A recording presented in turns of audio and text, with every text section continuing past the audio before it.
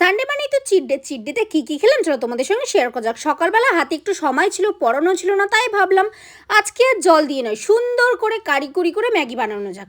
তাই এখানে capsicum, tomato, লঙ্কা, গাজর সব কিছু সুন্দর করে কেটে নিলাম। আর হ্যাঁ, কাটাকুটির কাজ করতে কিন্তু আমার বেশ ভালো লাগে, আমি একটু লঙ্কাই পছন্দ করি, তাই এখানে বেশি করে লঙ্কা দিয়ে দিয়েছিলাম। আর আমি ম্যাগিটা করি একদম সিম্পলভাবে, জাস্ট সবজিটাকে হালকা ফুলকা সিদ্ধ করে নিলাম, তার সঙ্গে ম্যাগিটাও অল্প তেল দিলাম, লবণ দিলাম আর ম্যাগি মশলাটা দিয়ে দিলাম। এতে কিন্তু টেস্টটা বেশ ভালোই হয়। এখানে শসা কেটেও নিয়েছিলাম, দুটো টোস্ট নিয়েছিলাম আর 1 কাপ গরম গরম চা।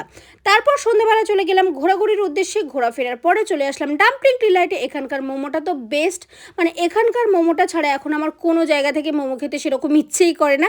আর তারপরে মোমোর পাশে দেখলাম একটা কাবাব দোকান, তো সেখান থেকেও দুটো কাবাব নিলাম। এই কাবাবটাও খেতে কিন্তু বেশ ভালো লেগেছিলো, আর 20 টাকা করেই পিস, খেতে কিন্তু দুর্দান্ত। তারপর একটা ফান্টা দিয়ে আজকের দিনটা শেষ করলাম। তোমাদের কেমন লাগলো জানিও। টাটা।